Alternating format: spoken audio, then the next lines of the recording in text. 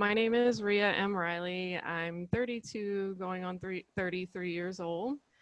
I've been a radical feminist for all my life. For most of my life, that would have just been called a feminist, not a radical feminist. It wasn't necessary to distinguish between the two, but I started writing about feminism online probably back when I got a Facebook, I guess, all the way back in 2006.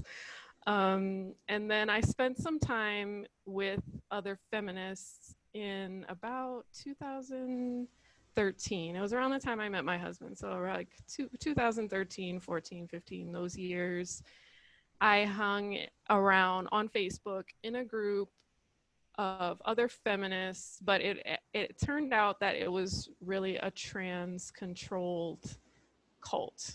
But we were online. We never saw each other in real life, but it acted like a cult. The cult dynamics were there. And at that time, I didn't realize how the dynamics were affecting me. I've always been a verbal person.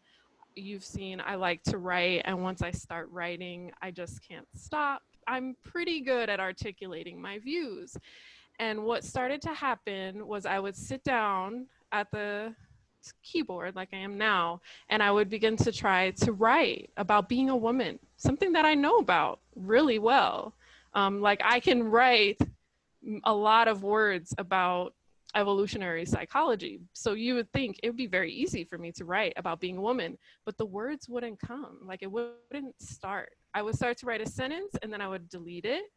And then I would try to rearrange it. And I because I was trying to make it fit with trans ideology. I was trying to make my experience and my knowledge, my political knowledge fit with trans ideology, and it didn't. And so I became mute in articulating myself about being a woman and about being a feminist and my views on feminism. So I became mute, and I was excommunicated from the cult. They did it by shunning. So they used shunning method on me. And so then I was without friends, and I'm already really introverted. So I was without friends or people I could relate to. So I had to rethink about like, how did I actually fit in with those people? And then it took many, many years after that, like just this year is when I've regained the ability to articulate myself on feminism again. And I'm glad that people are attracted to it. People generally are pretty attracted to my writing, but it took that long. So I'm just thinking to myself, there's women who are going through that right now who weren't I was a radical feminist before. So I went into the cult as a radical feminist, knowing that I'm correct, really hard-headed, really determined. And I still took about 3 or 4 years for me to be able to get that out of my mind and be able to reorganize my thoughts. So if someone goes into it and they don't know anything about feminism, and they're in it longer, I was only involved with them like 6 months.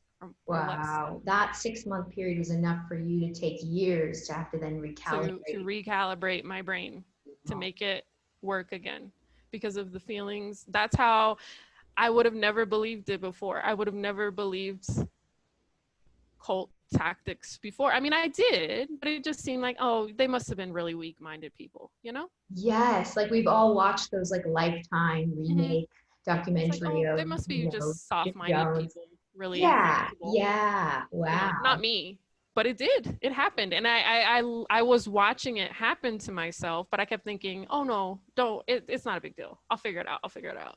And I did figure it out, but still, I mean, there are people who are more vulnerable than I am mentally that can be dragged into these ideas. And I tried really hard to detach from radical feminism. I did everything I could. I told myself I wouldn't be political. I did everything to try to abstain, but it didn't work. I want to talk about my experiences as a woman. I want to be a feminist. I am a radical feminist, and nothing's going to change it. I tried to, it didn't change. So, wow. Can you speak to the shunning tactics that you experienced? And also want to hear more about like, what was your peak trans? Like and also what attracted you to this like trans inclusive space to begin with. What attracted me to it is that I didn't know anything about trans stuff. Like, I didn't know anything about that. And it was just the basics. Like, I think everyone gets drawn in. It's like, well, there's this small minority of people who are so extremely distressed by their sex that they want to become the opposite sex. And they are very, very distressed. They're very marginalized. They're frequently harmed. And it's our job as leftists, liberals, progressives to protect this group of people and to ensure their safety and make them a part of progressive politics, you know? Like, it's just very simple. Just like you would talk about people with disabilities or Black people or women, you know, they're just another minority.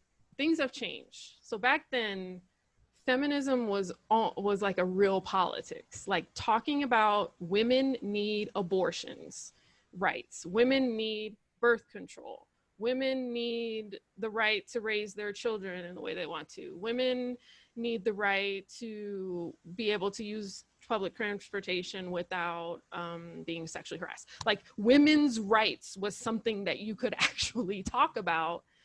And so I was attracted to other women who were talking about women's rights. They were actually using the word woman to describe women's rights. And so I was a feminist, and so were they. So, you know, we hung out together, and that's how I ended up in that group.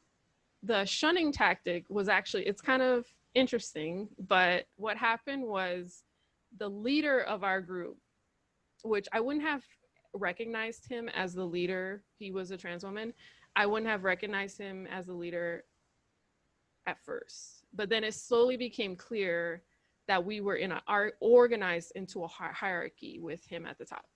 And I didn't realize it until it was too late, I guess. But so what happened was we were all in a group chat.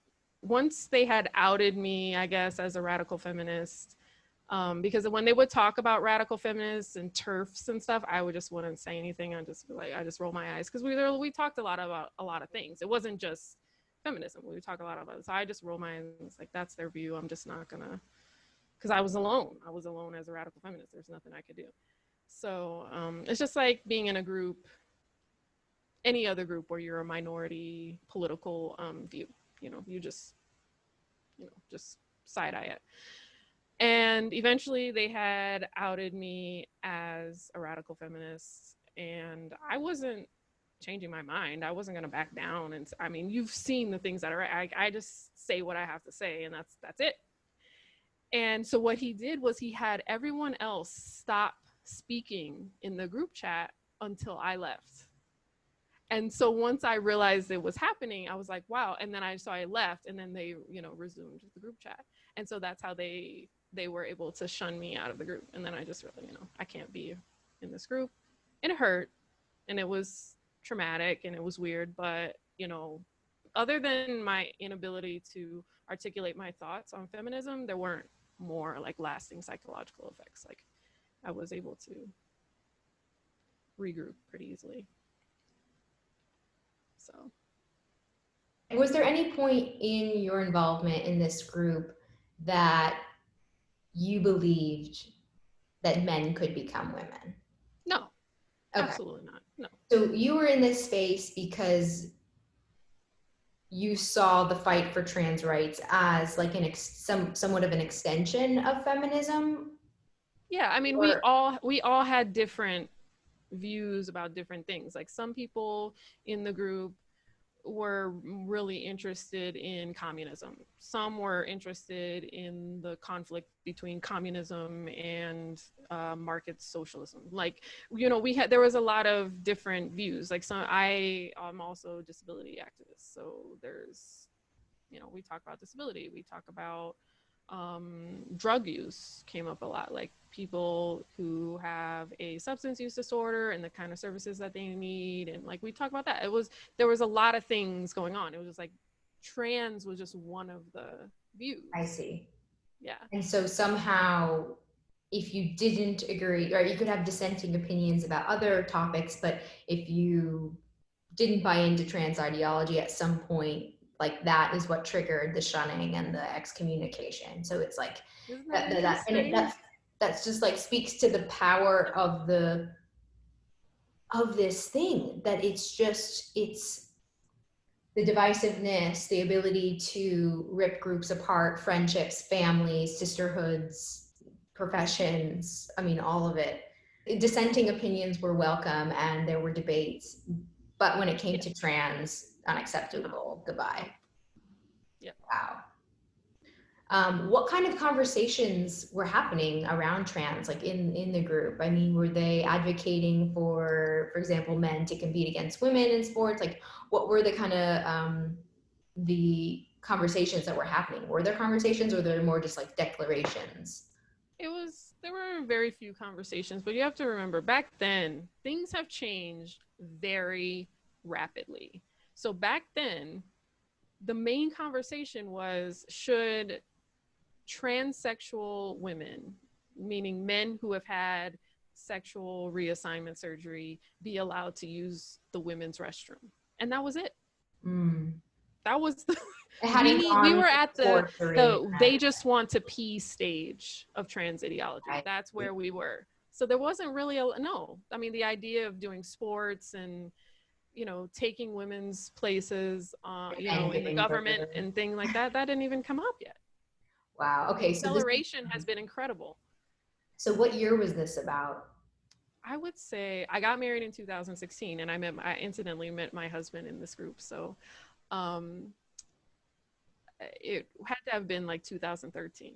Okay. Okay. So 7 years yeah, ago. early stages. Because like the Bruce Jenner stuff was around 2015, 2014. Mm-hmm. Yeah. Right? Okay. Yeah, it So, was about that time. okay. That puts it into perspective. Um, Yeah. This okay. was some time ago, Okay. but it wasn't that long ago. Right. You've spoken to this like this cult, right? The first time I heard it described as a cult was from Posey Parker, and I was really taken aback. I was like, oh my gosh, you know, she's gone too far. Is it a cult? You know, like it was really jarring for me to hear it described that way. And now having left the cult, it's so obvious that it is Yeah. a cult. You recently wrote about the it being a religious belief. Can you speak to that? Here you've written, I have a screenshot of what you wrote recently, that gender identity extremism is a religious belief because it involves the soul or spirit of a person, right? So Correct. what I gathered from that statement is that you're saying that because there are demands for us to believe that there is a soul trapped in the wrong body, that this really veers into like asking us to adopt and follow a religion that isn't ours. And so we can believe Yeah. that someone else believes that Jesus Christ is the savior, and that, you know, we can speak into water, and that there's a separate planet for us when we die, you know, that's separate from you and the whole thing. But, Correct. you know, to change legislation and the way that we speak and move in the world to accommodate this belief is absurd. So yeah. It's a violation of the First Amendment. Yeah. So that's my gender identity extremism is a sub component of transgender ideology. You don't have to believe in gender identity extremism to understand that there are transsexual people, there are transgender people, that gender dysphoria exists, or anything like that. It's a specific belief that the determinant of biological sex is a construct called the gender identity, which gender identity extremists will say is located somewhere in the human brain. And that part of the brain gives the conscious person understanding of what biological sex they are. There's no evidence that this exists, and that is not how people come to understand themselves as transgender or transsexual. They do not go and get an MRI and the doctor says, you know what, dude, you got a female brain, or you have a female gender identity part in your brain. That never happens, ever. That's never happened, ever. And it never will happen. it's very similar to how mind-body dualists will say that the soul connects to the body through the pineal gland. There's no evidence that that happens, and that's not where people got the idea of a human soul. It's a backwards formation, um, to get to the conclusion that they want to get to. And so it's that religious belief that I am opposed to, and I think people should continue to phrase it as an understanding of religious beliefs. Sex change is a religious belief. The thought that using the pronouns in English that refer to a female can transform a male into a female is a religious belief. It's like witchcraft or doing a spell or something where you think that you can use words to change material reality. As an American citizen, I do not have to adopt any religious belief of any other person. Like, they are allowed to believe that, they are allowed to preach that. It's none of my business. I can't stop them from doing that. But I don't have to participate in that religion. So when this was just a thing online, it was like, okay, some people want to use third person pronouns incorrectly, but now it's becoming a thing where it's hate speech for me to say Bruce Jenner is male. Bruce Jenner use he pronouns for Caitlyn Jenner. I don't see how that's hate speech. It's hate speech. It's hate speech to say that I am a Nazi because I don't want to follow someone else's religion. And I think for intelligent people who can process like that level of analysis that I'm providing, I know it's not accessible. I'm not trying to make it accessible. It's for a specific audience. If you can process that, then and be able to articulate that to other people, like, I don't follow that religion, I don't believe that, that's not my belief, then we can probably start to get somewhere in the legislative sense, like in the legal sense, because we have to start articulating our rights within the Constitution, because that's where they're taking it. Like, that's where they're taking it. I don't want it to go there. I don't want to have to say that. I want people to respect my rights to identify things in my environment correctly. Like, I want them to respect, but they're not. So I have to go there. Right, right. It's become this defense of material reality. And when you're in a space where there isn't a shared belief about material reality, it is so challenging because you are literally, encountering what I believe, is someone under like a spell, like a deep, deep spell. I call it religion, call it belief system, ideology. And I really don't like when people say that, okay, well, that's your belief and radical feminism, its own belief. But radical feminism, I don't really see as a belief system. Like, I feel like it almost discredits what we're actually talking about, right? We're like, what radical feminists are defending is material reality, right? Things that can actually be measured, because we can't agree. We could talk endlessly about our philosophical differences and opinions, but if we can't agree on what is a man and what is a woman, it feels like anything goes, which is kind of, I It's see the destabilizing. Yeah, that's the point. That's the purpose of it. would It's you does that resonate? Would you Yeah, it's destabilizing. It's deconstruction. That's the purpose of it. It's before you convince someone of something that doesn't make sense, you have to first destabilize their understanding of their own thoughts and their own perceptions. You have to disorient them first. Once you've disoriented someone, then you can replace their thoughts with yours. right, Because part of the way that humans work is that we are looking to each other to determine what something really is. So if someone keeps telling me, no, that's not San Pellegrino can. It's not a San Pellegrino can. It's not. And every time they use a mean face, they use scary words. And then I start thinking, okay, I must be wrong, because the other human told me no. Like, I think it's this, but the other human said no. So I start because that's how our brains work, is that we have group understanding and group learning. And all dictators and people who want to commit torture and bad actions or replace people's thoughts, they do that. They tell you that what you're perceiving is wrong over and over and over again. In psychology, they call it gaslighting, that you know, you stop believing your own perceptions and you start adopting the perceptions of people around you, which is just not safe. And that's why this is happening. That's why so many people are able to adopt something that's not true. There's different ways to inculcate these views in people's minds, because there's different audiences, there's different people who are less likely to believe it or more likely. And yeah.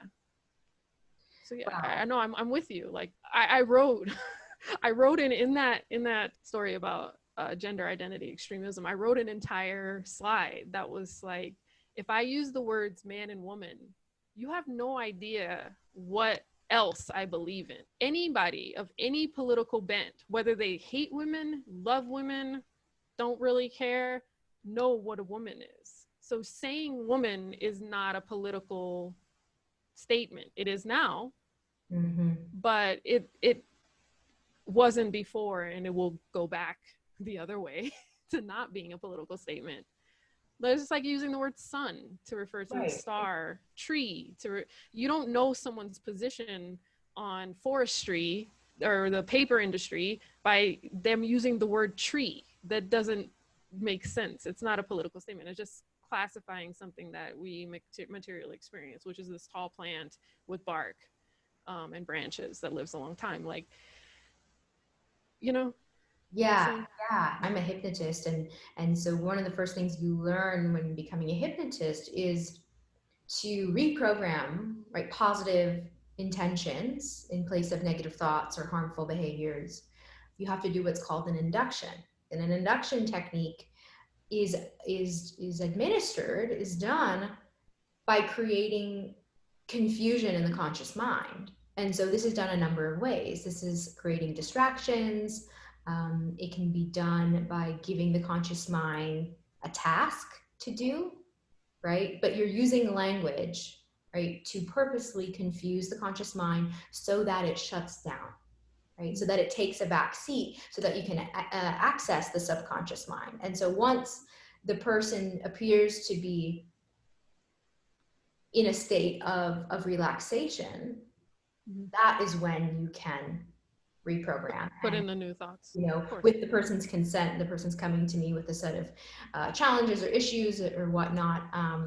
The more kind of like I looked into the mind spells and mind control and hypnosis used for evil and all this stuff, the more clear it became as to how, not that the gaslighting was happening, because that I experienced myself, but how it was being done. And so I appreciate you framing it as destabilizing, because it also, I think, has like a somatic experience as well, right? Women are just like throwing in the towel. They're so confused, they're exhausted. We have enough shit to deal with. We have enough burdens. We are already under-resourced, underfunded in terms of healthcare and in all aspects. Mothers are the unsexiest, you know, group. You know, nobody wants to go near mothers, right? Exactly.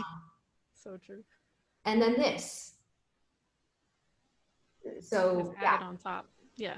And it's meant to disable. I mean, people like Gail Dines and other Sheila Jeffries and other like really smart women who can articulate. These are not stupid women or women who have a disability or can't articulate themselves, like, is what I mean. Like they know what they believe. And so the point is not to counter my argument. Like if I say men are the oppressors of women, it's to say, well, what is a man?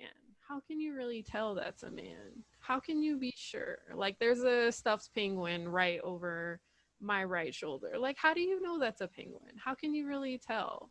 Did you ask? Are you sure? What it really is real? Like when you say it, when you get right down to it, what is a woman? You know, is it a feeling? How do you know someone? You're not answering, you're not talking about what I said. What I said was that men oppress women. You're going into the details of what I said and trying to intertextually deconstruct, you know, the meta narratives within, and that's part of postmodernism. It's like interrogating sentences, interrogating positions, and interrogating the things that we take for granted. And it turns out to be very effective, because then that is usually paired with poisoning the well. One of the oldest, anti-logical defenses ever is like, well, you can believe that and you can say that, but if you do, you're evil and you want everyone dead, and so that means you shouldn't have the ability to speak at all. So between not being able to articulate what you mean, and if you are able to, you're shut down because you are evil and you're going to hell. Heard that before? Then there's nothing left to discuss. And now what used to be a feminist space that had some level of diversity of opinions, like the arguments that we have between radical and liberal feminists, for example, or the very, atheists or secular feminism and the various religious feminisms. There's diversity of feminist thought. We don't have that anymore. It's just, first of all, there's no women, so there is no feminism. And if we get to feminism, then if we get to a feminist statement, it has to be broken down to make sure that it includes males. And then it just kind of falls apart after that. It's over rhetorically. Wow. Yeah, the hateful thing, the want people dead thing. It's so it preys. I've thought a lot about why and how I was targeted as a birth worker, and why so many young women are targeted to become allies, to erode their own sex-based protections, is because we are, I think, as a sex class, been conditioned to just always wanting to be the yes women and the empathetic women. And if we're told that these other people are under threat, we've somehow been gaslit to believe that it is our duty, it is our moral duty to uphold these people, right? Which in actuality are mostly white, middle-aged guys. Yeah, they're straight guys. Straight guys. Yeah, exactly. They're not lesbians. The people that like, I don't know, 10 years ago, we were all online talking about how they were the cause of our issues. We were outlining how these straight guys make life hell. All of a sudden now, if they say that they're a woman, they're our friends and allies, and we have to center feminism around them. I don't. Right. Wow. It's not flying for me. It doesn't work. I've heard I'd be interested what you think about this, like the idea that we were really starting to gain traction, right? Like open kind of critiques about the patriarchy and harassment and violence against women in the workplace, and then all of a sudden, like, boom, like, did you feel that there was some kind of traction, and then men were like, no, we're still here, and we're coming in hotter and heavier than ever before, and now not only do we abuse you, but we are now better versions of you?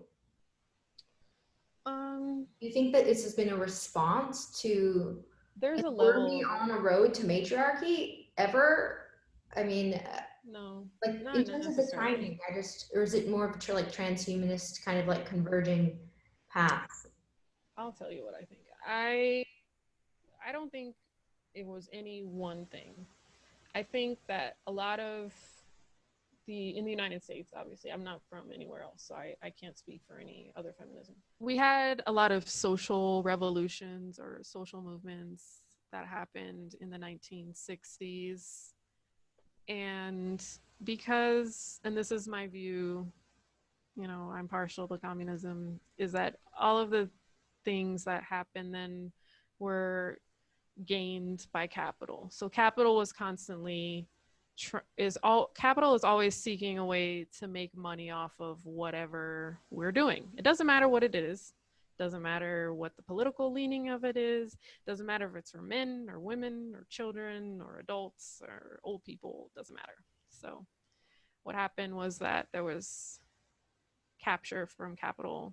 So it started with what's called like the Feminist Sex Wars, where There was a divide in feminism about um, pornography and prostitution, which was just funded by the pimp lobby. And a lot of gains were made by pornographers around that time to classify pornography as men's free speech rather than, exploitation, violence against women, images of violence and degradation against women. And so that set the stage for more commercialized feminism. Then there was a reframing or refocus, which they refer to as the third wave of feminism, which involves the indigenous feminisms, Black feminism or womanism, Black feminism and womanism, lesbian feminism, like the rise of marginalized women into feminism, which is just another thing that capital can capture, because now you need t-shirts and buttons and everything associated with projecting yourself as an identity as a feminist, right? And I think that those two things is like the injection of liberalism, not liberalism meaning equality under the law, but liberalism meaning a focus on the individual rather than a focus on the collective, was injected into feminism. And then that's what set the stage for a small group of men, because I don't think that this is necessary. Like, people will say, well, it's a men's rights movement, but I don't really believe that. I think most men don't agree with it.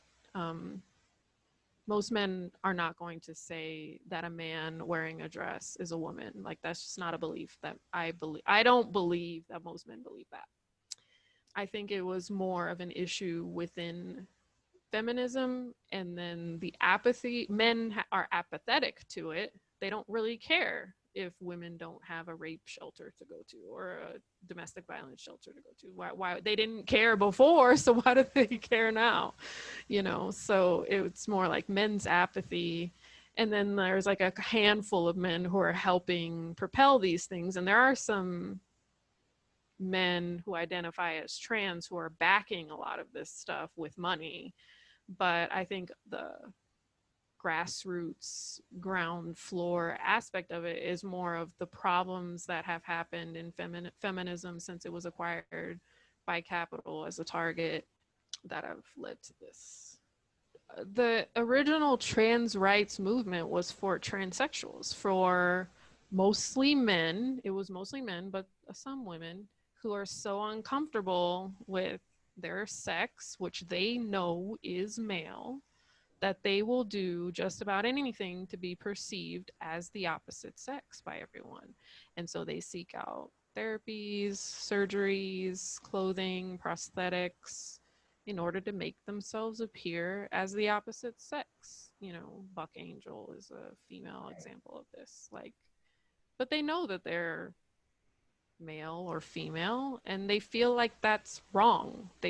In order for them to feel like they're the wrong sex, they have to actually be that sex. It's not possible the other way. If Right. you are the sex you feel like you are, transsexualism cannot exist. That's why gender identity extremism is a subset of transgender ideology. It's not the totality.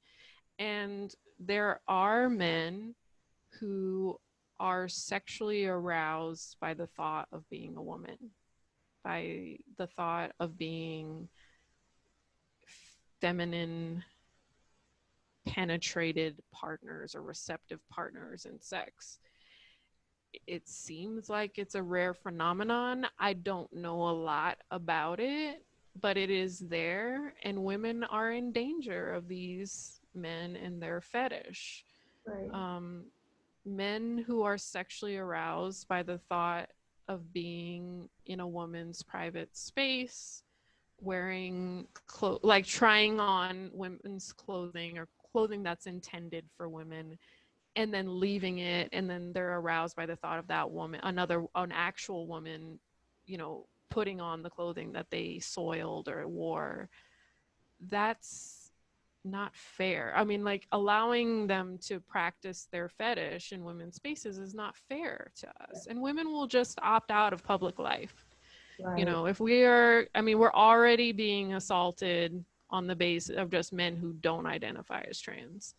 Now there are men who are identifying as trans coming into the only spaces we have to try to escape Yeah. from the, you know, That's, non-trans men. Like, women will just opt out of public life, and that's not fair. Like, how is that justice? No one can explain it to me. Like, how is it justice to scare young girls away from sports by allowing males into their changing areas and onto their teams? Like, how is that fair? They should just suck it up. That's what men say to us anyway. They say, well, you're going to get groped on the bus. If you don't want to get groped, you just stay at home. How is it any different? It's not. So I'm so glad you mentioned, yeah, that's such an important point that oof, yeah, we're more likely just to opt out than to fight. And that I even think about, this is kind of a funny example that's coming up for me, but in kindergarten, I think probably a lot of women can relate to this experience. In kindergarten, there was this one boy in my class who would always open the door when I was peeing, when other girls were peeing, right? Because mm-hmm. it was kindergarten, they didn't have locks on the bathroom doors because kids would get locked in the bathrooms. And Yeah, so for safety. for safety, exactly, right. So my solution and my friend's solution was, I had a buddy system. So my friend, every time I went to the bathroom, she would stand outside the bathroom to make sure that this boy wouldn't open the door and watch me pee. But on the days that she wasn't there, I would just pee in my pants. Mm-hmm. Right? It was just like that. It didn't even occur to me to tell the teacher that the boy was doing this. And it certainly didn't occur to me to ask someone else. It was just, well, I guess I'm not going in the bathroom that day. And the Yeah. result of that was to pee in my pants. Um, and so yeah, that's a, The urinary leash. yeah, wow. Yeah, that part's really crazy. Yeah. And I mean, obviously I agree with you 100% that the sports thing. And I watched lots of videos, especially the two high school boys in Connecticut. I've watched the videos of them saying, just that girls need to work harder, Mm-hmm. right? Yeah. And to me, those, I look at those boys and I see boys who are, I don't know, you might call them narcissists, or I don't know what you would call them, but to me it looks like these look like young men who um, are exhibiting somewhat like sociopathic tendencies, like the complete apathy. Like either they believe so strongly that they are girls and that there's no issue with competing against these other girls, or they know that they're men and they have no empathy or no understanding of a basis of difference within male and female physiology. And yeah, it's alarming. It's alarming to see those responses. But I've also had that response from women. Some of the more shocking things is obviously woman hating is disgusting and prevalent within men. But yeah, having spoken to some former friends about my concerns about the sports thing, and the response just being, well, who needs sports anyway? Or I've Mm-hmm. also response, oh well, shouldn't everyone just get a scholarship? If it's a scholarship issue, then why don't we just give everyone a scholarship? Um, I think I don't know about the boys. Like, are these boys that identify as trans or They are, yeah. okay? I don't know I mean, boys are socialized to feel entitled to whatever they want. So and that it's the woman's job to move out of the way. Men want something or boys want something, then girls are required to stand out of the way so that they can have it. And no one is going to come and say, oh, no, actually, you can't have this because you're a boy and this is for girls and it's not for you. Because that's just they're socialized. So that's, I mean, that's male dominance, male supremacism. Like Right. without that attitude, there is no male supremacism. For women, I think many women don't actually know, because of the popularity of equality narratives. Many women don't, and the unpopularity of cultural feminism and female separatism, that many women don't actually know that men truly are stronger than women. Because we don't really fight men on a daily basis, and we don't have to have any physical struggles with men. And there's a lot of equality narratives that either deny or underemphasize the fact that men are stronger, more violent, bigger, have a higher tendency for psychopathy, that men actually biologically are a danger to women regardless of socialization. Like that's really unpopular. That's a really unpopular view. And it's funny because both radical feminists know this and conservatives know this. But then there's these people in the middle who just don't get it. Like, and radical feminists and conservatives don't agree on anything at all. But we both know that men are born a danger to women. Like they just are. There's nothing you can do about it. And I mean, there's nothing you can do about the fact that they are born that way. There's something that you can do after they're born, but not to change how they were born. And I think that's part of the reason. Like, if you haven't tried to play sports against a man, then how are you going to know? You know, I'm stronger than my husband. I can deadlift more than my husband. You know, there's some women are, you know, stronger than men at different things, but like most women don't know about the fact that the part that overlaps in strength is very small. Like you probably aren't in there. Like, No, I'm 5'1", like 110 pounds. No, right. no, It's just, we're smaller, weaker, and slower. grip strength. I mean, we could Grip hold strength. on grip. Exactly. Yeah. It's like, geez, yeah, Yeah. A lot of women just don't know the actual facts because it's been kept from them. right. And for them, it undermines the whole equality, as you mentioned, narrative. Equality it's not just, and it's not located only in feminism. This is a problem across liberalism. It's like they believe in tabula rasa. Like I don't understand why. I think it helps them somehow, like with the ideas of everyone being equal and getting equal opportunity, or you know, human rights or something. Like, because personally I don't feel like we all have to have the same tabula rasa or same potential for XYZ in order to all have human rights. Like, I don't believe that. I feel like we can all be different. Some people are born to be sociopaths, and some people are just pushovers, or some people are really bad at math and, you know, have no potential to write, or it doesn't matter. Like, to me, it doesn't really matter.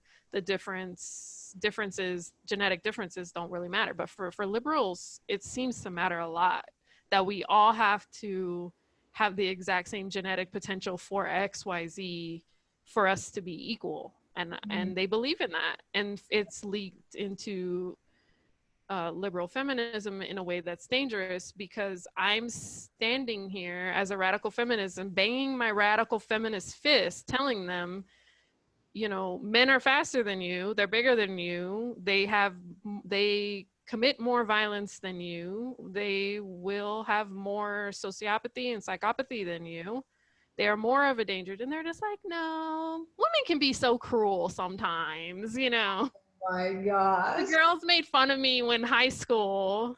And I'm like, that has nothing. The person most likely to murder you and cut your limbs off is not a woman. The meanest girl in your high school would have never thought about raping you. And the guys that you walk by every day in the grocery store do. So, you know, how am I supposed to have a conversation with someone like that?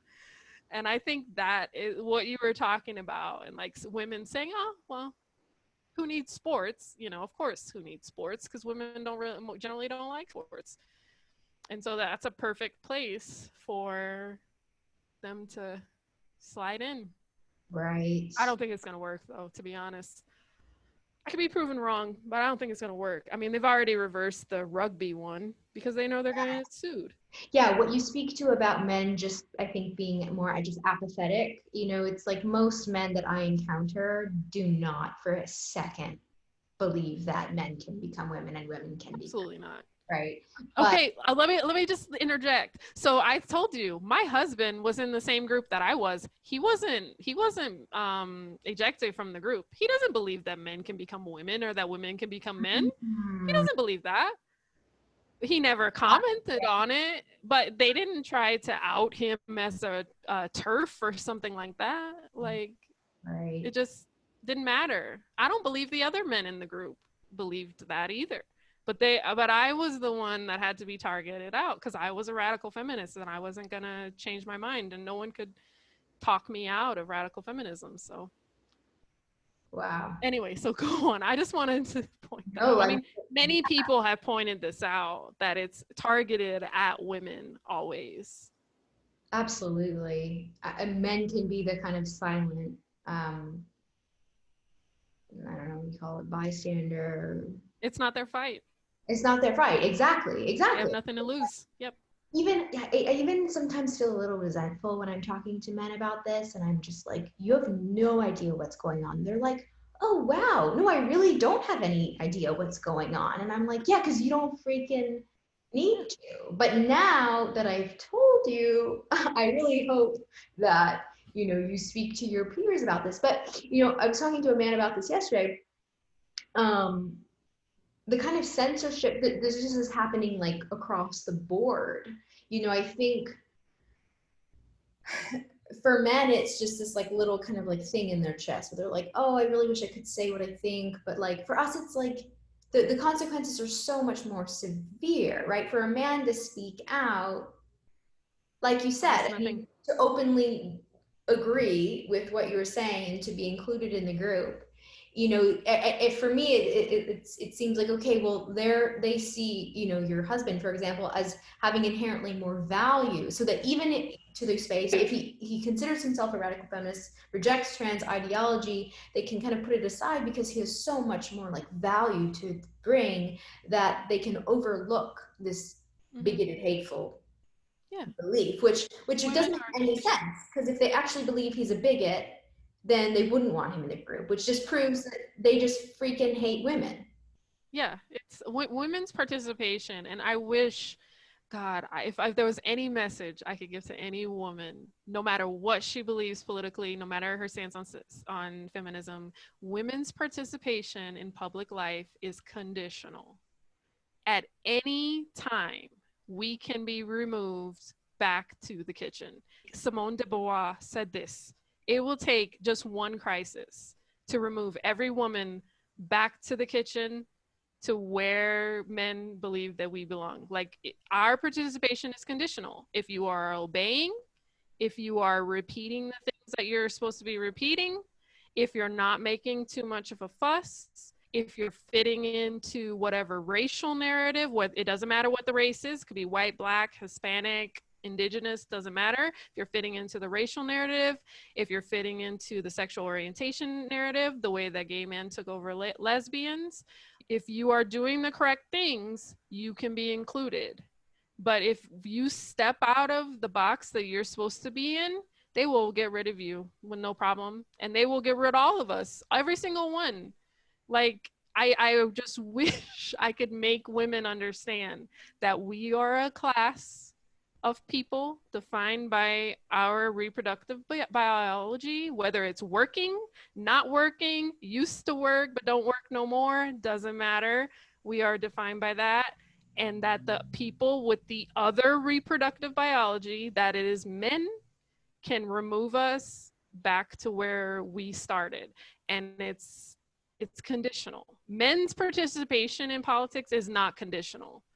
Now, it's conditional on different things, but it's not conditional on them being men.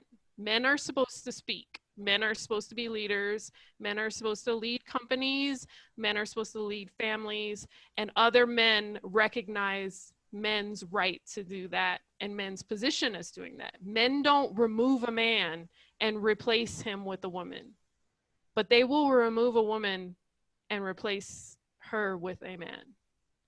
That's all. I wish I could get that into people's minds. Wow. Yeah. Well, I hope you did just now. I mean, let's hope it hit home. Let's hope I it. hope I Hit hope I can get here. that through.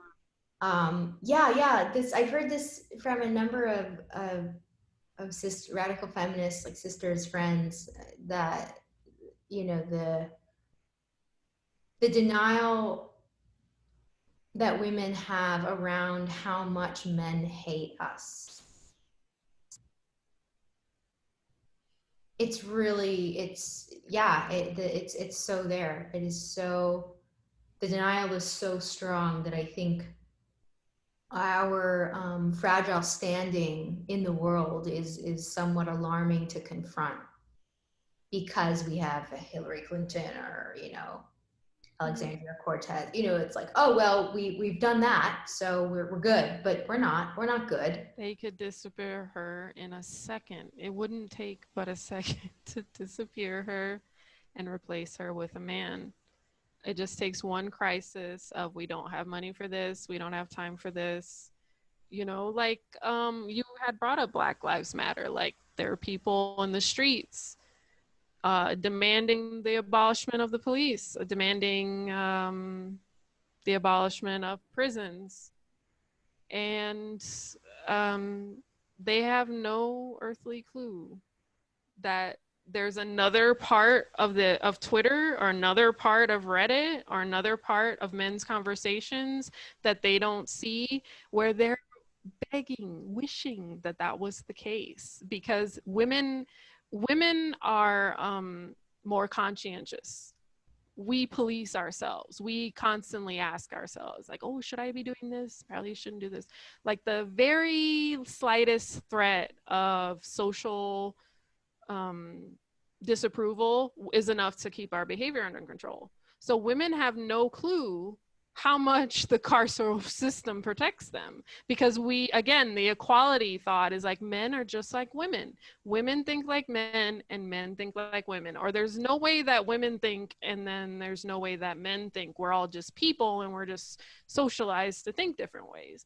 No, men are afraid of the police. They are afraid of going to prison, and there is some level of deterrence that happens that allows women to be able to go out on the street. Like, I go out on the street and men will harass me, but they don't touch me. They don't chase me. They don't rape me on the street. So what's stopping them, though? Like, the only thing that can be stopping them is fear of other men. And I think a lot of women, it's just not adding up. Like, they're not getting it. Like, the way that we live and women's ability to participate in things is dependent on making sure that these men who are willing to go all the way with their violence are not able to. And women saying no doesn't scare men at all. They're not concerned about being disliked. Like, women saying, well, those men aren't very nice. Like, they're afraid of being arrested. They're afraid of being shot. They're afraid of losing their livelihoods. That's what they're afraid of. They're afraid of other men. And there's just so many women who don't get it, because they've been indoctrinated in equality narratives about the sexes. When all that was happening and is happening, I just imagine every woman who has their rapist, who has successfully convicted their rapist, their murderer, right? Their sister's murderer, attempted manslaughter, or whatever, rape their kid. Just the sheer fear of these men being released, and already have been, and they are being released, and so we know what it's like, because men who commit these crimes are released, and then the women or other people who are victims, they then live in perpetual fear of retaliation from this, and it has happened. Right, because these men are at best getting like, under a decade of sentence for Mhm. pedophilia anyway. Like, Yeah. Defund is different. It's like too much money goes to policing, not right, enough not money enough goes social to. So we program. move some money away from policing to social programs and issues. And I'm not saying also, I mean, obviously, there are people who are incarcerated for no good reason. Right, Those people should be released. right. But abolition does not mean release people who should not be in prison. Abolition means prison does not exist. Abolition means policing does not exist. Right. Changing, reforming, defunding, those are different, two separate things. And Totally. I'm only Yeah. talking about total abolition. Thank you for making that Yeah. distinction. The one stat that I was just talking about with a friend this morning was that 67% of women who are in prison for murder in the US Mm-hmm. Self-defense. are there for self-defense. Yeah. Yeah. Women's self-defense, that's something very frustrating for me to explain because I don't necessarily have any issue with Second Amendment or gun rights, whatever. But people confuse men's self-defense or white people's self-defense with the self-defense of women or minorities. Self-defense is conditional. Like someone has to say that this was a reasonable response to an attack that I believe happened. If that is not the case, then you go to prison. And women go to prison for defending themselves with guns or other means against men who have attacked them. So women's self-defense is not legal. And part of the reason why that is also an equality model issue is because the way women defend themselves is not the same way that men do, because men are more evenly matched in a fight, and also men are more likely to be attacked by strangers. Women are attacked by people in their own household. So the courts and the police have different thoughts about those different situations, and the concepts of proportionality, deciding, a man has raped me, and my husband, let's say my husband has raped me 4 times, and I can't deal with the 5th time, and I can't beat him in a fight. Why not just shoot him while he's sitting watching TV, and I just shoot him? I know he's going to rape me again. He's already done it 4 times. But that's not proportional, and it's not at the time of the attack. So I've committed a murder because of the way that the law is written, very simply. Like, I've committed a murder, so I'm going to go to prison for that.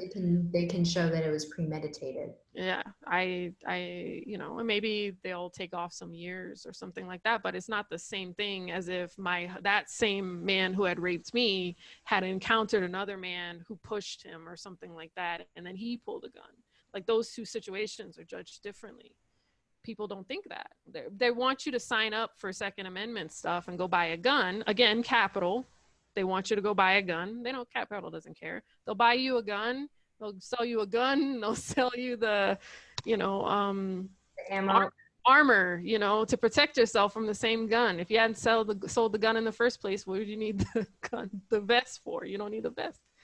Anyway, what I'm saying is capital acquires anything. It doesn't matter what it is, what political side it is on.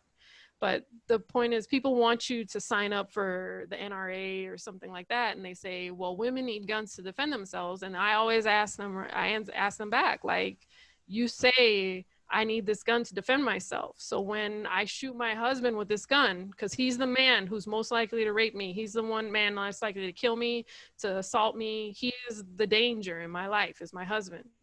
Are you going to be there to defend? Of course not. I'm a psychotic Black woman who's killing her husband. Like, I'm not a self-defense victim, or a domestic violence victim anymore. It'd be like, I wish that those two issues would be presented together. Like, you as a female can buy a gun, but the law is not going to protect you when you use it. So think about that. Wow. Wow. I don't know. That's something that frustrates me. It has nothing to do with transgender ideology. No, but it all, I mean, it's all related. That's why, it, if we're talking about protecting women, then we have to talk about women who are in jail for defending themselves. I would encourage women to be armed anyway, despite the fact. Yeah, Because if you're alive and I'd rather a woman be alive and unharmed or unharmed in prison than dead. You know, obviously I believe that. right. But what I'm not just talking, that's what I'm focused on, like with my writing. It's like, it's not just about the simple one line. This is because of social media. Everything is a simple one line thing. Like, women need guns to protect themselves. From who? How? When? Where? How's that going to play out when she does it? You know, I want to write it out, like ask the actual questions, you know, and start presenting, you know, get your gun, you know, be strapped, but go to your representatives and start talking to them about, okay, I bought this gun, I'm a Second Amendment, you're Republican and independent NRA gun toters, and go tell them most of the women who are in prison for self-defense. What are you going to do to release these women?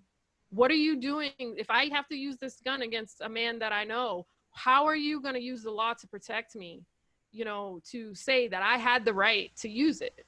Because they're not doing that. They're just saying, go buy a gun and vote for so-and-so for gun rights. And that just pisses me off, because it's abuse. It's abuse of women's political autonomy to tell us to support causes that don't explicitly support us. And I get sick of it. I get sick of it. It just pisses me off. Wow. Thank you. Thank you for outlining that really, really important distinction. And I think this will resonate with a lot of women because, you know, I think I'll speak for myself, you know, it's been really difficult reconciling the overlap with conservatism and even, you know, like, as we talked about, you know, radical feminists and conservatives acknowledging biology and this, you know, I grew up thinking that guns were evil, every kind of form of gun use was bad, they should never be held. Like, that's the way that I grew up. And now I've obviously come to a different conclusion, but I've still had a lot of trouble kind of articulating and even wrapping my head around how a gun would be integrated into my life and what being armed would look like. And also, as you said, thinking about the consequences. And I think what I'm hearing from you is, even despite the threat of being imprisoned for defending yourself against your, you know, rapist husband, you would say it's still optimal for women to be armed. I think women, I'm just going to say it straight. I think that things are going to turn bad, that things can turn bad. It's been made clear over the past, 9 months now, things can turn bad. And the only chance that women will have is if we're armed. I hate saying that. I hate it. I don't want to say it, but it's true. Like, the only chance women are going to have as individuals, as people, is if we are armed and we know each other. We have skills, like the kind of skills that you teach women about giving birth and abortifacient, things like that, how to feed ourselves. I know what it sounds like, what I'm saying, but like, that's the only way that women are going to retain any form of political consciousness and abilities. Like, I wouldn't have said that in January, but I think it's true. Yeah. Yeah. Because the men are armed. They are. That we're not facing unarmed men. We're facing the government, which is far more armed than anybody here.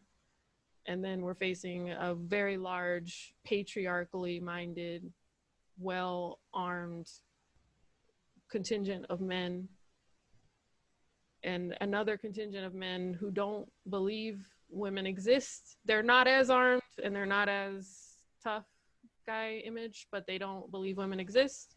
They believe in things like sex work is work, sexual mutual aid, which is the next thing that I've heard of.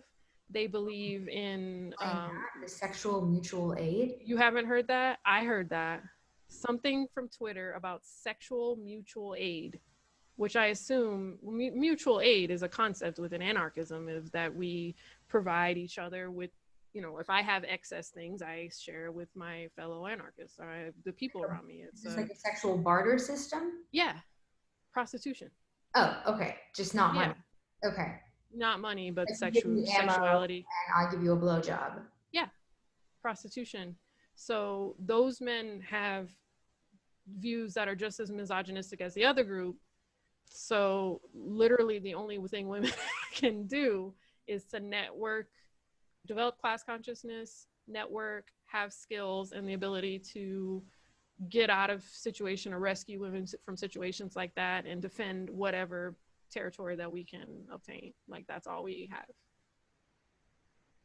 Damn. Because you can't be running around with guys who are watching BDSM porn and practicing different knots to tie women. Because I mean, it just takes 1 second. It just takes 1 second for them to realize I can have sex slaves if I just do. This is a sex slave manual, the pornography that they watch.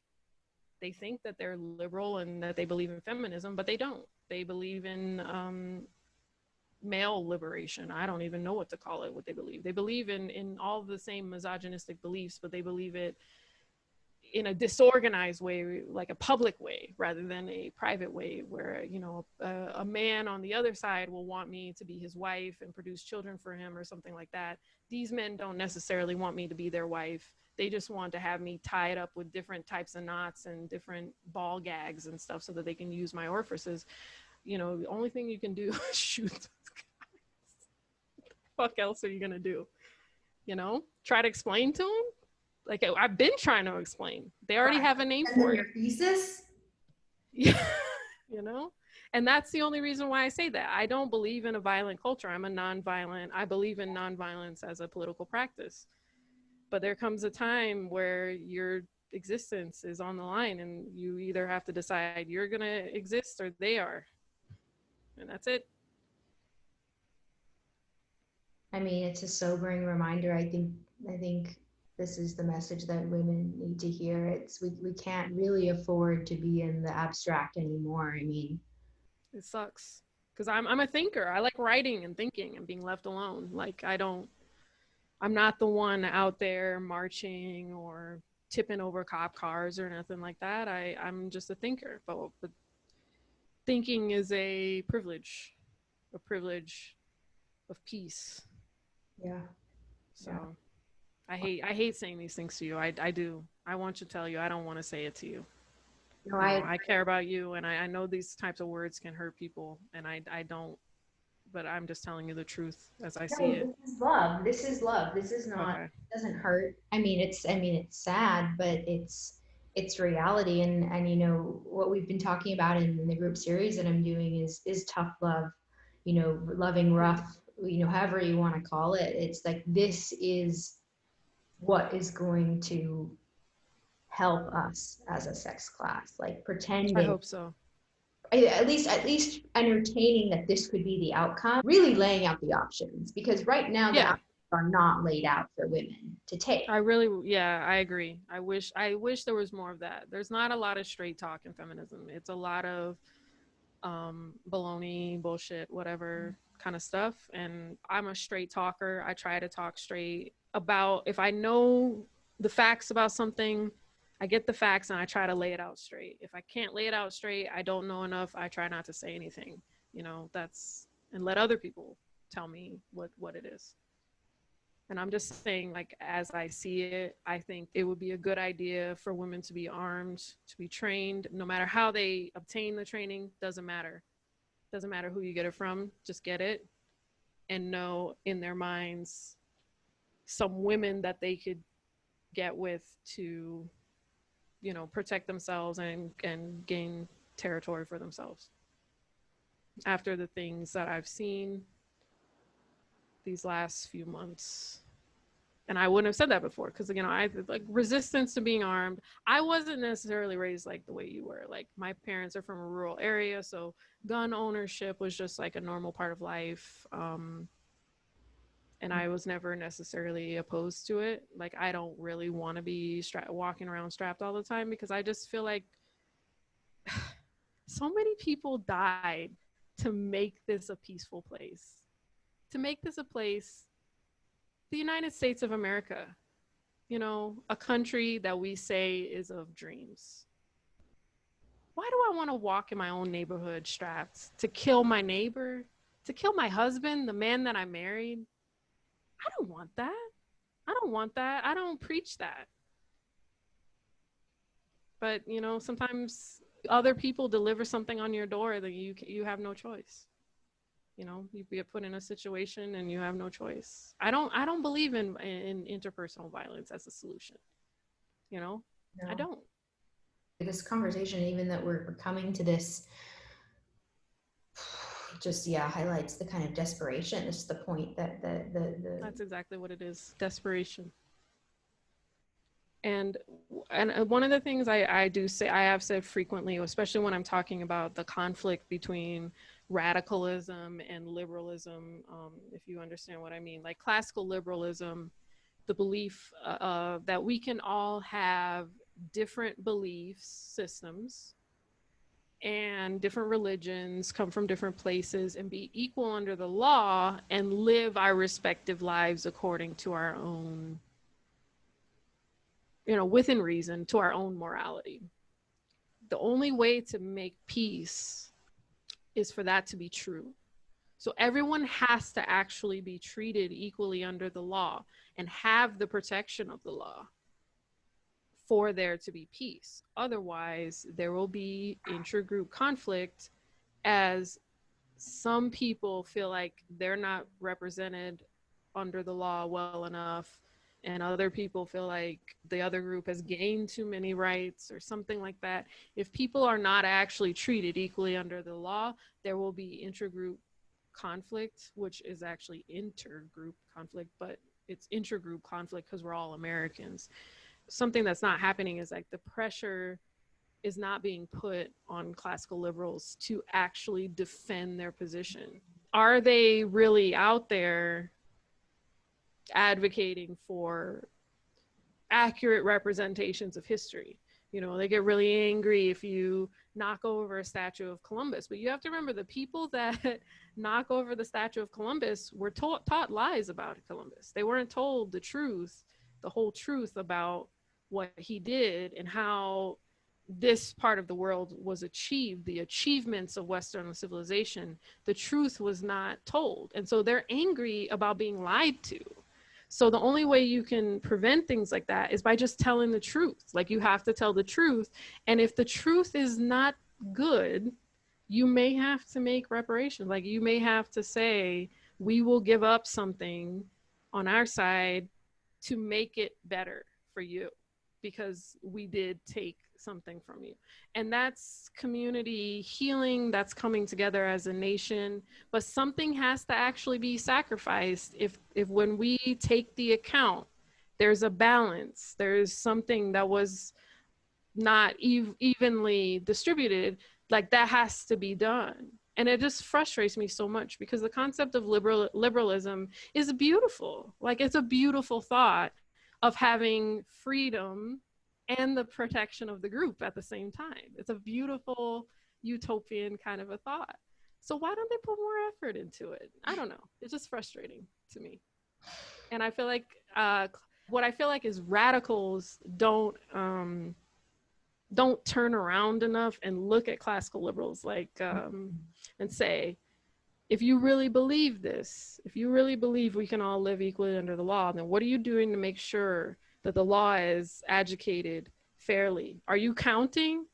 Are you measuring how equal it is? Like, if there's differences, are you discounting it and trying to blame biology? Because they do like to do that. And they do like to say, well, it just so happens. It just so happens. And it's like, but is it really, you know? I guess the first kind of political figure that I feel like has really been outspoken about this, that's come into my periphery, is Robert F. Kennedy Jr. He definitely makes the distinction between neoliberalism and classical liberalism, and he's been shadow banned, obviously. Yeah. Yeah. Um, but yeah, I appreciate you kind of like outlining that distinction. There's this talk of getting to this place, but it's not defined. Like, is the goal, like, what is the goal? with The end goal. Yeah. right, what is the end goal? Like, what are we trying to do? Like, whereas radical feminism, within radical feminism, there are these really clear, distinct asks. Like, Mm-hmm. we're outlining crystal clear, explicitly what we want and how we want it done. And it's being blatantly ignored. Yeah. So it's kind of remarkable how this like amorphous kind of equality, porny, prostitute, everything is good, no boundaries, is No just boundaries. Yeah. implemented. It's, and the part of it is the reason why it's so amorphous is because of the basis academically where it comes from, of a place of deconstruction. If you're deconstructing norms, when you're deconstructing norms, there, because the human is a norm forming social species, right? There is, your work is never done. So there's always going to be a new norm. I wrote about this, about homosexuality, where homosexuality was like this magnet for the concept of social deviance, and it's settled around homosexuality and the gay community. And then when gay people became normal, there was nowhere for this deviance to go. So it had to find something else to attach to, and it happened to attach to transsexuality, um, and for good reasons. I don't think it was arbitrary. I think it had to do a lot to do with the physical nature of changing sex. Is such a clear physical act of deviance, where just changing the nature of what it means to be a husband is just is verbal, you know. Why can't a man be a husband to another man? There's really no reason why not. You know, all we have to do is change a few words, few legalities, and now a man is a husband to another man. They adopt children, and now they're using surrogacy as well. So, which is another separate issue, Yeah, yeah. but I'm staying with the concept of deviance and the, you know, going away from the norm. Now, two men who are married and perhaps have a child, and they have salaried jobs, they're white, middle class people, there's no room for deviance. And that's why this project that we're talking about, that's attached itself to liberal feminism, is unfinished. It feels amorphous because there's always, it's an agitating thing. It's something that there's always another norm to be deconstructed. So what do you think is next? For what?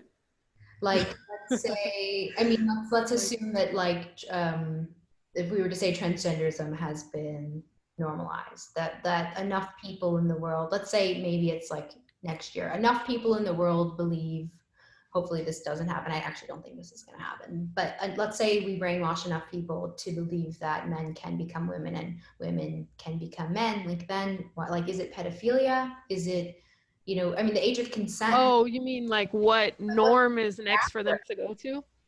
Yeah. It seems like they have their sights set on age of consent and pedophilia area. That seems where, I mean, it seems like people have been saying that for years, so I don't know if that's true or not. But like maybe adjusting age of consent. Like what's happened? Did you see what happened in California? I think it was in June, that the age of consent has been reduced to 10 years, so that 18-year-old and a 10-year-old can have consensual sex. I didn't see that. No, I That didn't was see just a that. couple. A lot of things.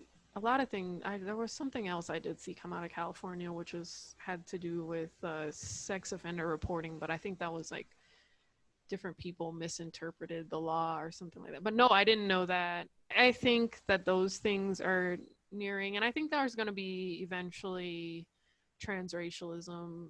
We've already seen it a few times. We do know that this phenomenon just like transsexualism has existed for years. There are people who are born and they really don't feel like they are the race that they are. And there are cosmetic surgeons who will adjust my nose to make me look Han Chinese and bleach me up and shave this head and stick a wig on it. And I'm a Chinese person. and it's coming. It's already popping up, because remember, transsexualism started out just like transracialism. Now it was just like you'd hear it every now and then. It's crazy, something you see on Jerry Springer. It's weird, ignore it, no big deal. Now they're telling me that I by law have to call a man a woman. Like it just went from one little thing to that. And it's going to be the same thing with transracialism.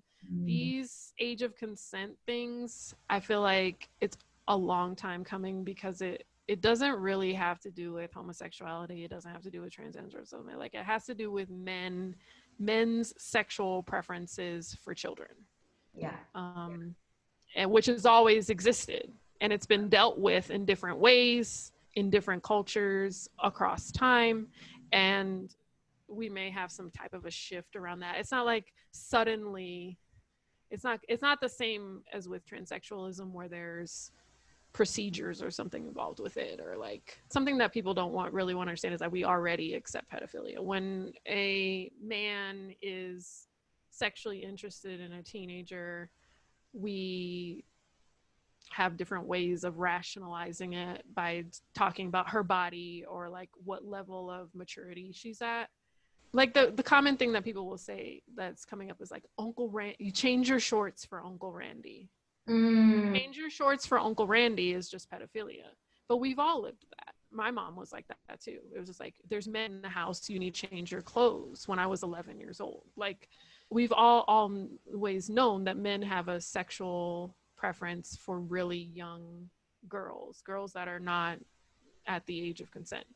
That's why age of consent exists, is because of, if men weren't attracted to underage girls, we wouldn't have an age of consent. Like the reason why we have it is because to try to protect girls from early marriage, you need to have some level of maturity beyond having a period in order to support a pregnancy, in order to, be a healthy person, So I think that those issues are separate, but it's coming up because a lot of the rhetoric it's like being problematized, is what I call it. Yeah. So children's innocence is being problematized in certain ways. Yeah. Their ability to consent and things like that.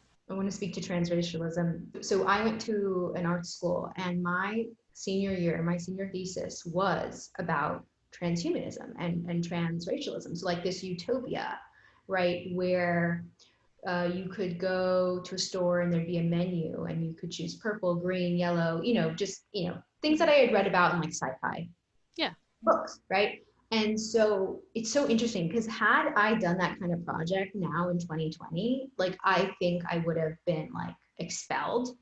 But I was like, really, I was going there. Like I project where I was like wearing bronzer. I created this character of this woman who really was so desperate to be loved and beautiful that she bronzes herself. How tan can you get? How much can you exoticize, another race that isn't yours, to the point of it being like just objectively harmful and racist, right? Which we see those lines blurred so often, right? This trope of being of a middle class family, or even upper middle class family, is like going to the tropics, right, for your holiday and coming back with your bronze skin and your cornrowed hair and your beads. It's like, I am wealthy enough for my parents to take me on this 1 week vacation once a year, or the cruise, or whatever it is. And the degree to which my project was received is interesting to think about. So on the one hand, had it been 2020, I think I just would have been like,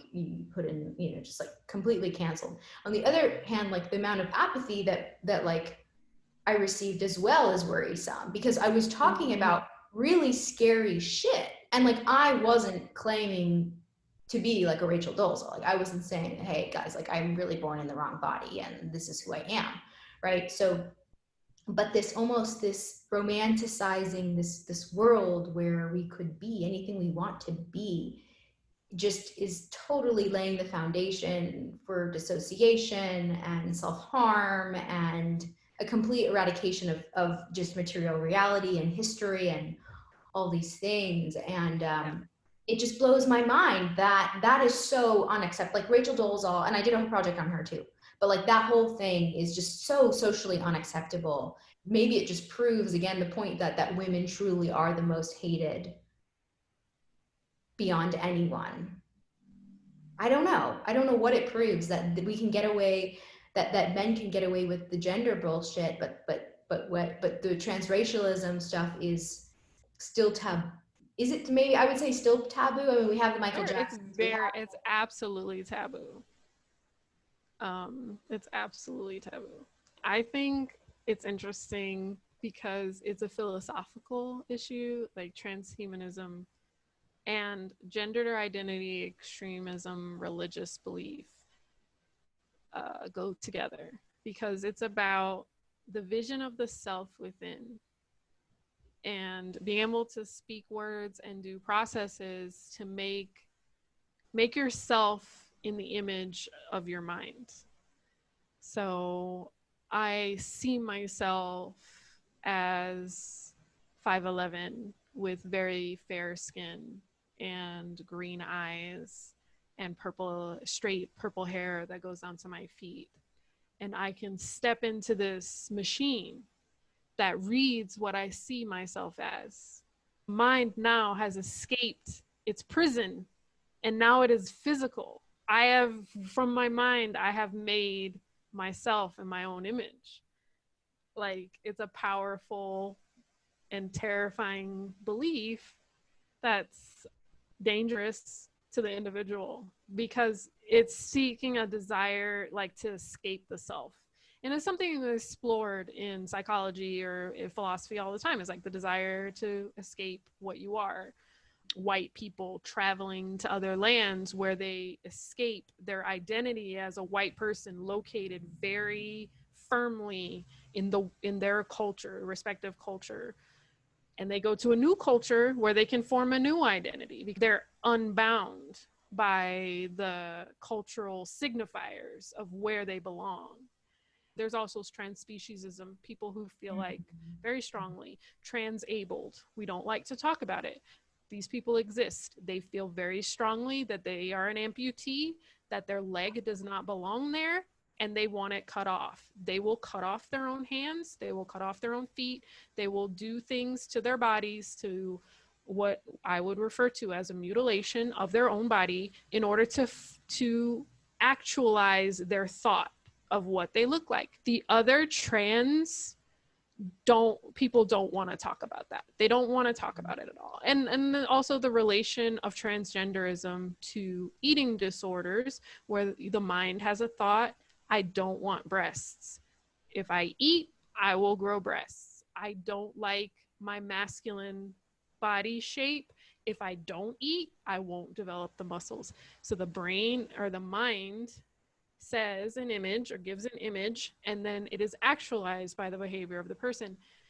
And like the desire for that is part of what it means to be human, and it's something that we should be able to talk about and explore. And it shouldn't be something that's identity bound. Like, it shouldn't be an identity, like I can't explore what it would mean to change race because I'm white and I'm privileged. Like, I don't believe that at all. I am on the margin of those kind of thoughts, because I think people should be allowed to think whatever they want and make art and commentary that reflects, because I think holding it in, it causes authoritarianism. You can't be thinking freely and speaking freely and creating freely and be authoritarian at the same time. So if someone is expressing it and they're letting it out, I don't think that they can truly be said to be authoritarian, and they're not really a threat. I think that people should make, like the art that you were talking about, you were going on a very important journey in terms of your art, in terms of elucidating this feeling that we have as humans, that I am not me. Like, my physical body and what I think of myself as and what I want to be do not match ever. They can never match because I can't perceive this. I have limited ability to perceive what I look like and what I physically am. Like, I try to explain this about, like, they want to say woman is a uterus owner. There's no way for a woman or a girl to intuit that she has a uterus. She cannot perceive herself as a uterus owner without the knowledge, the outside knowledge from the outside. You are a person with a uterus. Like, someone has to tell her that. How will they know? No one goes, I mean, no one looks inside me to see that I have a uterus. I don't know that I do. I mean, I do because I've seen it on the ultrasound, but I mean, I didn't have an ultrasound until I was, I don't know, 25. So what was my perception of being female up until the time that I actually saw my uterus? Like, so embodied experience is something that's very complex. And if we don't talk about it, other people who are talking about it, transhumanists, are going to make the technologies and they're going to give you the philosophy, you just shoot it right in your brain with a little text or the meaningless types of communication that we use today. And before you know it, a lot of us are going to be dead. A lot of us are going to have weird surgeries that we don't need. A lot of us are going to have body image issues that we people are already getting those, but like that we don't need because we're looking at a lot of images. Our understanding of ourselves comes from the outside, not the inside. Like, I don't know. That's my comment on that. I really didn't understand fully at the time. I don't know that I could have grasped what I was holding, that there was a sense of um, detachment, right? Exploring those themes, I wasn't thinking about, okay, what would the real world consequences of this actually be? Mm-hmm. Like, who would be paying for it? How would this be marketed? Who would be funding? Like, it was just this kind of like, oh, what a world, you know, just this You're kind giving of, birth to it. Yeah. yeah. You don't And know what your child is before you give birth to. You just give birth. yeah, It's a process. You're giving birth to it at the time. I was giving birth to it. Exactly, Yeah. exactly. But yeah, I've always had that like fascination of just what this, just trying to make sense of it all. And yeah, I'm so grateful to having come into radical feminism and learning and you know, from women like yourself, and really kind of grounding back into what it means to be a part of this sex class, like really like the truest sense of like rooting and grounding, Yes. um, so that we are not continuously, you know, destabilized and confused and disjointed Right. and divided. What you're doing is important work because we can't, we don't develop, I said this before, we don't develop consciousness individually. Like, we look to other humans to decide what something is. And if I think it's something and another human tells me it's not, unfortunately, we're just more likely to believe the other human because this is how our brains work. And so when you bring women together and give them a space to, and that was the whole point of the women's movement, but when you bring women together in a space for free speech where we can speak openly about our experiences and what it means, it reinforces to every other woman that hears it that this is the truth, that she's not and crazy, that it's not an individual problem with her perceptions, that other people are having the perceptions as well, and that's what makes it true. And it's really important work. I appreciate it. Oh, wow. I think that's a beautiful note to end on. How can women reach you? How can they follow your writing? Yeah, so I'm on Instagram. My main Instagram is borderline sleeve, and the one that I write a lot of stories and walls of text about, feminism and sometimes other politics and ways of thinking and rhetoric, is at underscore RMRILEY. So underscore RM Riley. And that's about it for now. Hopefully I will expand out into more media, but that's all I have energy for right now. Awesome. Okay, I'll be sure to link both pages, in the description. Thank you so much. I'm, yeah, just thrilled to be connected with you, and I think this is gonna resonate with a lot of women. I hope so. And it's a long journey. Like, it can be a long, tiring journey. There's no reason to hear things that someone else is saying and then instantly accept that as the truth. I I think that process is scary. I'd rather people just listen and take from it what they will.